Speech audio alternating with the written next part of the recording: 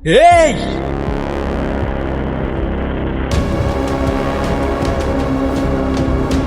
এই জন্যই তো আমি আপনাকে গতকাল থেকে বলতেছি, স্যার আমাকে যেতে দেন, আমাকে যেতে দেন, আমার ওর সাথে দেখা করতে হবে। দাঁড়াও দাঁড়াও, আমি তো ছিনতাইকারীকে ধরার জন্য লোক পাঠাইছি। এই লোকটার কাছে ফোন পাইছি, এই শালাই চিন্তাই করছে। এই যে ফোন স্যার, আর মানি ব্যাগ। স্যার আমার ফোন স্যার। স্যার দেখেন না স্নেহা কোনো টেক্সট করেছে কিনা।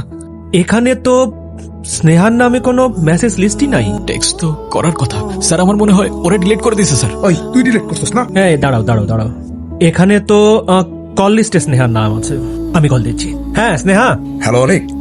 না, আমি থানা থেকে এসআই মনিরুল বলতেছি। দাঁড়ান স্যার, আমি ওর মামা, আমার কথা মনোযোগ দিয়ে শোনেন। আমি আসা পর্যন্ত প্লিজ ওকে ছেড়ে দিবেন। এটা স্নেহার নাম, ওকে সব কিছু বলার দরকার নেই স্যার। আমি আসতেছি এখনই স্যার। আমি এসে আপনাকে সবকিছু বুঝিয়ে বলতেছি। মামা তুমি আসছো, আমি ঠিক আছি, আমার কি হবে? দেখো না গতকাল সন্ধ্যা থেকে এখানে বসে আছি, ওনারা আমার কথা বুঝতে চাইতেছে না। তুমি একটু ওনাদের বুঝায় বলো না প্লিজ। আমার তো যাইতে হবে, আমার তো বেশি সময় নাই হাতে। তুমি বলো না ওনাদের প্লিজ।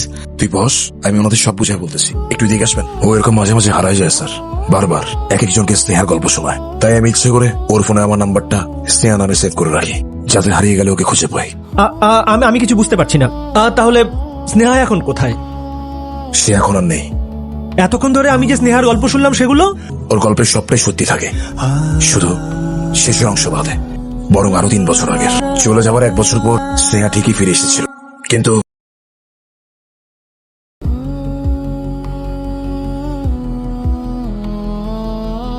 স্নেহা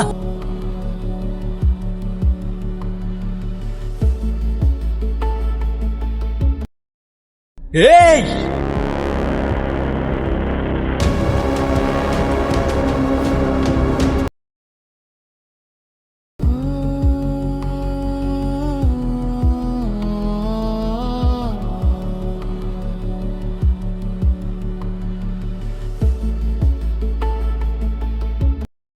স্নেহা ও আর নেই স্যার।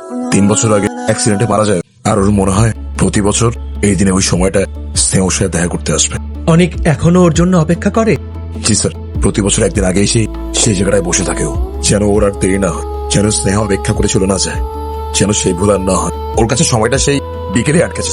তারপরও দেখতে পাবে স্নেহ ওর সাথে দেখা করতে আসছে, ঠিক ওর দেওয়া কথার মতো। কই স্যার, কাউকে তো দেখতে পাচ্ছি না। আমরা কিছুই দেখতে পারবো না, তবে ও দেখতে পাবে ওর কল্পনায়।